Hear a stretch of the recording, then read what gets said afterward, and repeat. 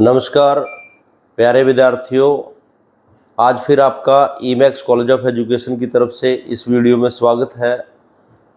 प्यारे विद्यार्थियों, जैसा कि आपको विदित है कि बीएड पार्ट 2 की परीक्षाएं चल रही हैं। मंडे को 19 तारीख को बीएड पार्ट 2 का second paper that is the assessment for learning, इसका पेपर होना है। तो प्यारे विद्यार्थियों, मैं इस पेपर के आपको मुख्य प्रश्न, इंपॉर्टेंट क्वेश्चन बताता हूं जो कि परीक्षा के बेस से महत्वपूर्ण है और परीक्षा में आने की संभावना उन क्वेश्चनों की बहुत अधिक है। प्यारे विद्यार्थियों, ये पेपर देखा जाए एक टेक्निकल पेपर है। इस पेपर में हम अपने निजी विचार नहीं डालेंगे, क्योंकि जो चीज़ जिस क्वेश्चन के रिगार्डिंग चाहिए, उसके कंपोनेंट जो चाहिए वो उसमें डालने ही पड़ेंगे। इस क्वेश्चन में आप जो है अपनी पर्सनल थिंकिंग इन्वॉल्व नहीं कर सकते, ताकि आप जो है यदि अच्छे नंबर लेना चाहते हैं तो आपको एक अच्छी पैटर्न जो है स्टडी का जो है तैयार करना पड़ेगा। तो प्यारे विद्यार्थियों, अब बात आती है प्रश्नों की। सबसे पहले ये जो पेपर है, पेपर का नाम है असेसमेंट फॉर लर्निंग, अधिगम का आकलन। इसमें क्या है कि आपने किसी बच्चे के व्यवहार को जांचना है। अब किसी बच्चे के व्यवहार को व्यक्तिगत रूप से भी जांचना है और समूह में भी जांचना है।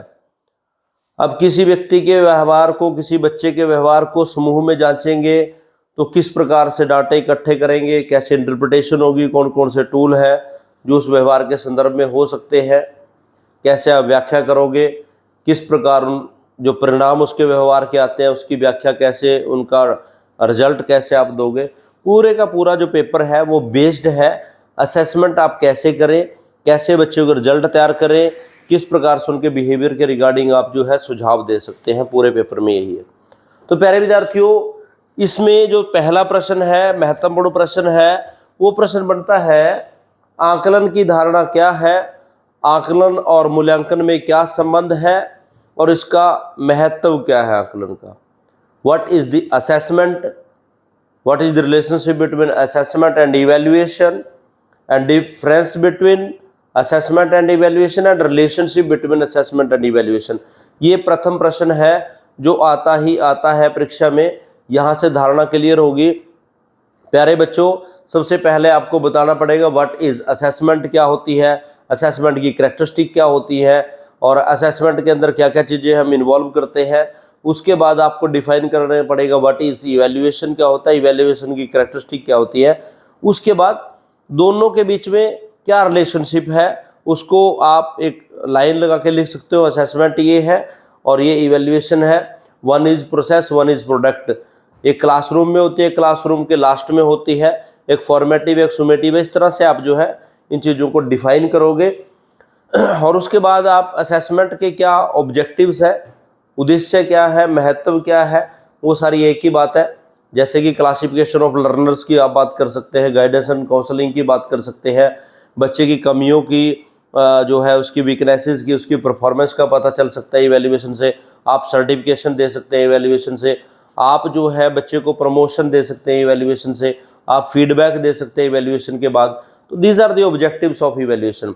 तो प्यारे विद्यार्थियों, पहला प्रश्न आपने तैयार करना ही करना है, that is the what is assessment का मीनिंग क्या है, उसके ऑब्जेक्टिव्स क्या है और इसके साथ साथ इवैल्यूएशन एंड असेसमेंट में क्या रिलेशनशिप है। ये प्रश्न आपने तैयार करना है इस यूनिट में।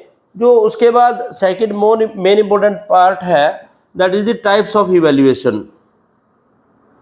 टाइप्स ऑफ इवैल्यूएशन यानी मूल्यांकन के प्रकार, मूल्यांकन के प्रकार।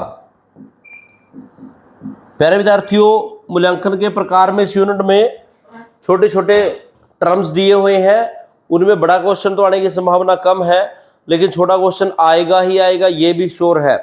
अब उसमें क्या है, उसमें अलग अलग इवैल्यूएशन है। जैसे आपका डायग्नोस्टिक है, प्रोग्नोस्टिक है, एनआरटी है, सीआरटी है, नॉन रेफरेंस टेस्ट है, क्राइटेरियन रेफरेंस टेस्ट है, और इसके साथ साथ क्वांटिटेटिव इवैल्यूएशन है, क्वालिटेटिव इवैल्यूएशन है, सुमेटिव इवैल्यूएशन है और फॉर्मेटिव इवैल्यूएशन है।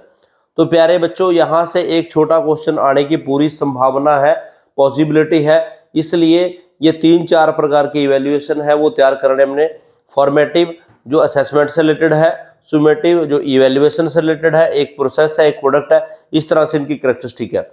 और प्यारे बच्चों, एक महत्वपूर्ण क्वेश्चन जिसके बारे में हम पढ़ते नहीं है वो आ सकता है, दैट इज प्रोग्नोस्टिक इवैल्यूएशन, जिसे हम भविष्यवाणी मूल्यांकन भी कहते हैं। ऐसा मूल्यांकन प्रक्रिया जो किसी बच्चे के अंदर स्किल्स एबिलिटी को चेक करने के लिए किया जाता है, उसे प्रोग्नोस्टिक कहते हैं। कि किसी बच्चे के पास पहले से एबिलिटीज डेवलप है, उसके पास वो क्वालिटीज है, लेकिन उनको चेक करने की जो प्रक्रिया है that is called prognostic evaluation. जब आप किसी को जॉब देते हैं, किसी की स्किल चेक करते हैं, तो इस प्रकार की जो इन्फॉर्मेशन आप गेन करना चाहते हैं उसके लिए जो टेस्ट कंडक्ट करते हैं दैट इज कॉल्ड प्रोग्नोस्टिक।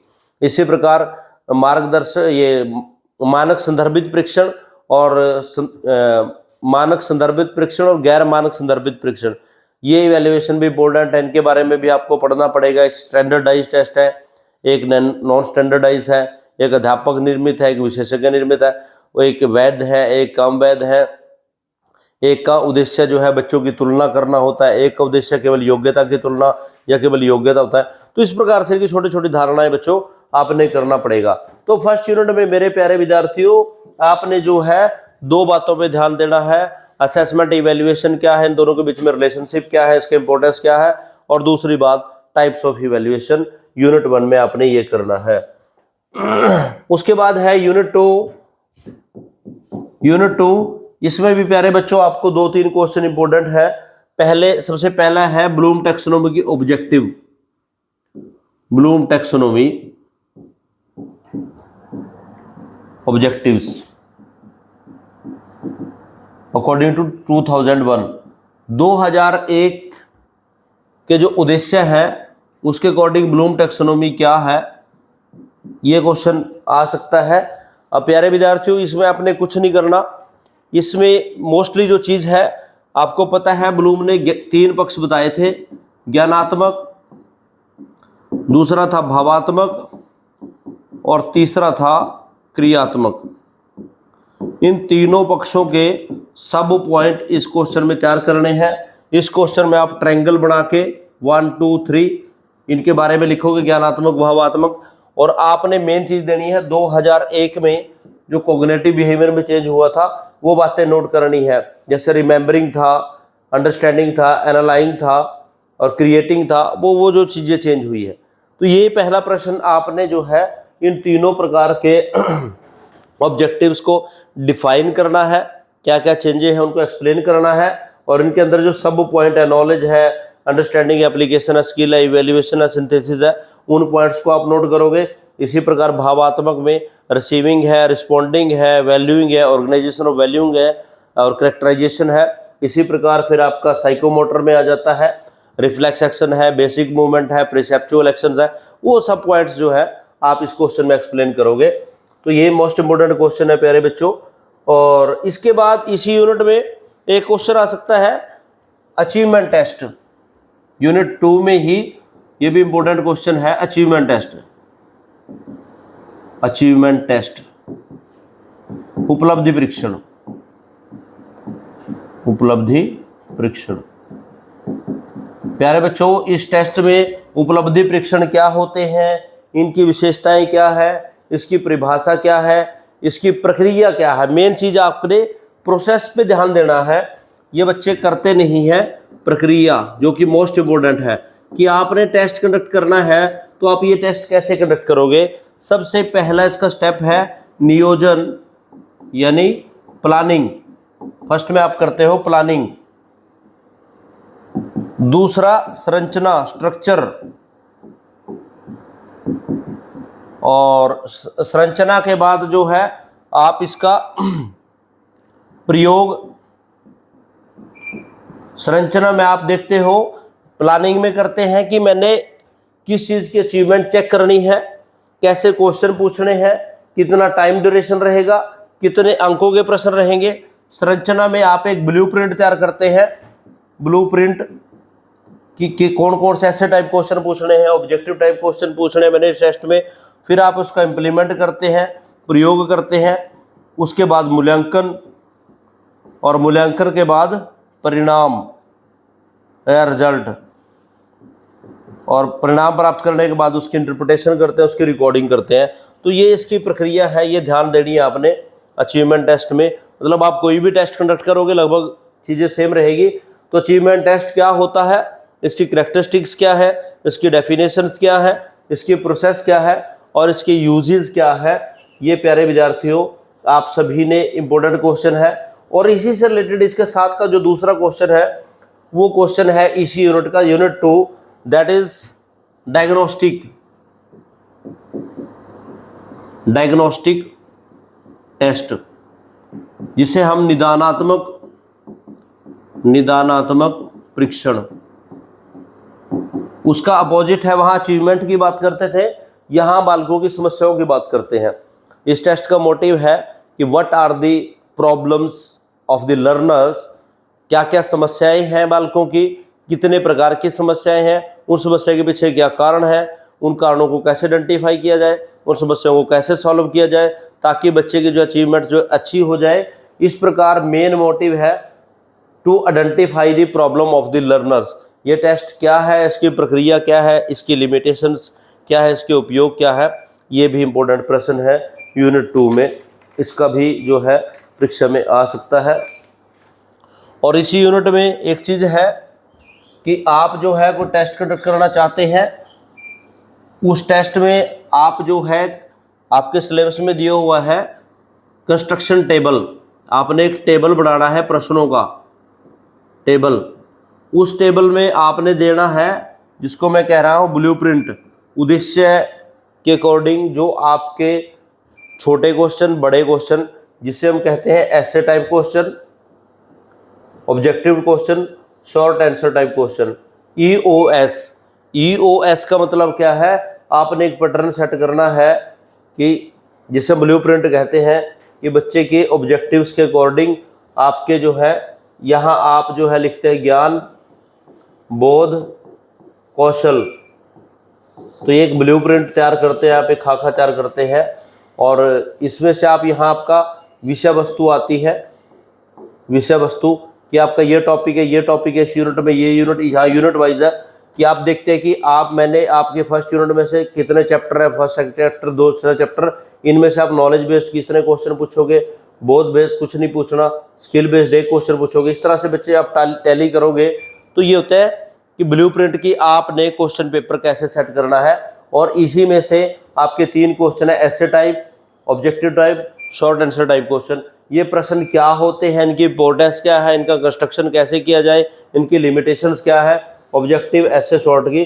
तो ये हमारा जो है इस यूनिट का लास्ट प्रश्न रहेगा जो कि इम्पोर्टेंट है। उसके बाद आती है यूनिट 3। यूनिट 3 में मेन जो टॉपिक है वो पहला टॉपिक है सीसीई। सीसीई क्या है, व्यापक निरंतर मूल्यांकन क्या है, निरंतर सतत व्यापक मूल्यांकन क्या है, इसका महत्व क्या है, इसकी विशेषताएं क्या है, इसका फ़ायदा क्या हो सकता है, और इसके साथ साथ टीचरों को ये मूल्यांकन इम्प्लीमेंट करने में क्या क्या समस्याओं का सामना करना पड़ रहा है या पड़ सकता है। तो इसमें ये ज़रूरी है। इसमें आप लिख सकते हो कि विशेषज्ञ टीचरों की कमी, समय का अभाव, अधिक समय लेता है, और एक साथ जो है असेसमेंट और इवैल्यूएशन साथ साथ होता है, व्यवहार के प्रत्यक्ष पक्ष का ज्ञान रखना जो है वो एक कठिन कार्य है। तो कुछ समस्याएं हैं जिसको इम्प्लीमेंट करने में हमें आती है। तो इस यूनिट में एक क्वेश्चन बनता है सीसीई, और दूसरा है टूल्स ऑफ असेसमेंट, उपकरण, आकलन के उपकरण। ये भी अच्छा क्वेश्चन बनता है, इसमें से प्रश्न आता है। आकलन के उपकरण आपके सिलेबस में कुछ दिए हुए हैं, ऑब्जर्वेशन शेड्यूल है, चेकलिस्ट है, रेटिंग स्केल है। प्यारे बच्चों, इसमें से बड़ा क्वेश्चन होने की संभावना कम आती है, लेकिन फिर भी आ सकता है।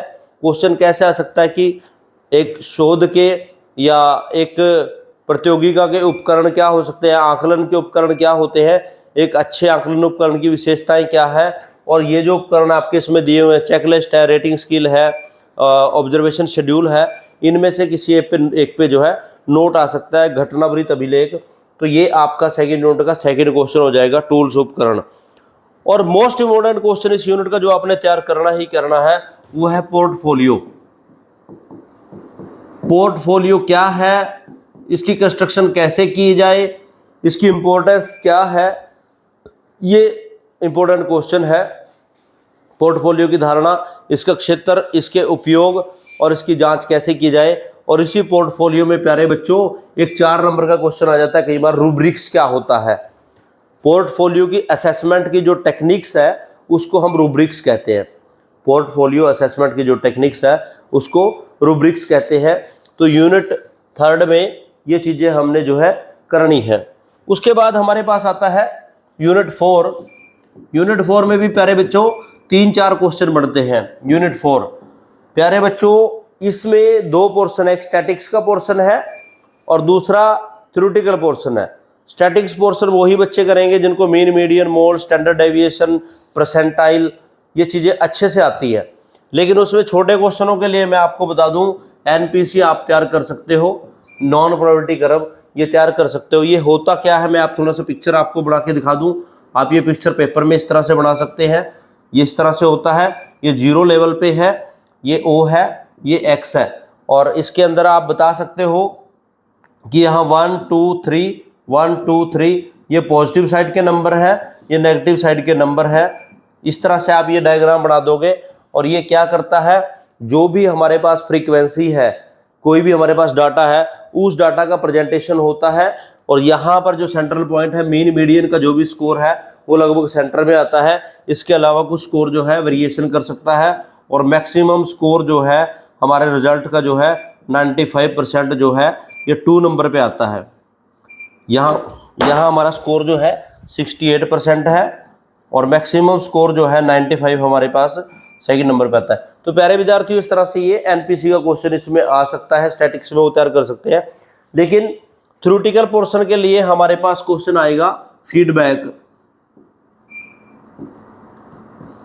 फीडबैक पृष्ठ पोषण क्या होता है, पुष्टि पोषण भी कहते हैं इसे, प्रतिपुष्टि, कई बार देखना है वर्ड क्या है, प्रतिपुष्टि या पृष्ठ पोषण, कुछ भी वर्ड हो सकता है वो हमने देखना है।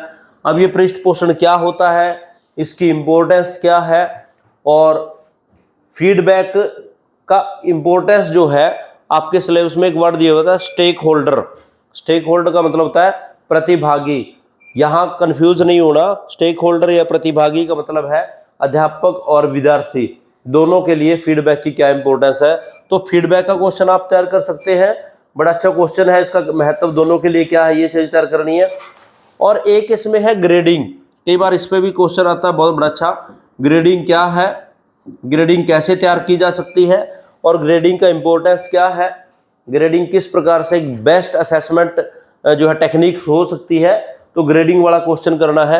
जैसे ग्रेडिंग जो है O से लेके F तक के ग्रेड होते हैं, नंबरों के कितना टाइप्स की ग्रेडिंग होती है, ग्रेडिंग का मीनिंग क्या है, ग्रेडिंग कैरेक्टरिस्टिक्स क्या है, ये क्वेश्चन आप इसमें तैयार कर सकते हैं। और एक इसमें क्वेश्चन है कम्युलेटिव रिकॉर्ड। कम्युलेटिव रिकॉर्ड संचयी आवृत्ति अभिलेख या संचय अभिलेख भी इसे कहते हैं, संचय अभिलेख, कम्युलेटिव रिकॉर्ड। ऐसे रिकॉर्ड जो एक बच्चे की पूरी एज ए होल रिपोर्ट को प्रेजेंट करते हैं। अध्यापक के द्वारा किसी बालक के संपूर्ण व्यवहार के जो दस्तावेज तैयार किए जाते हैं, अनुभव के आधार पर, उसकी क्रियाओं के आधार पर, उसके ऑब्जर्वेशन के आधार पर, उसे कहते हैं संचयी अभिलेख। तो प्यारे विद्यार्थियों इस पूरी की पूरी यूनिट में बेसिकली देखा जाए 16 नंबर का क्वेश्चन जो अटेम्प्ट कर सकते हैं, 3 question feedback question, grading question और कम्युलेटिव रिकॉर्ड का क्वेश्चन, ये 3 क्वेश्चन बनते हैं जो आपने तैयार करने हैं। तो इस प्रकार प्यारे विद्यार्थियों मैंने आपको यूनिट वाइज कितने क्वेश्चन बनते हैं उनके बारे में बताया है। मुझे आशा है कि आप इन्हीं प्रश्नों को अच्छे से तैयार करोगे, सिंक वाइज दोगे, बेसिक चीज़ें मैंने बता दी हैं। तो एक बार फिर से आप सभी को best of luck next exam के लिए। थैंक यू, धन्यवाद।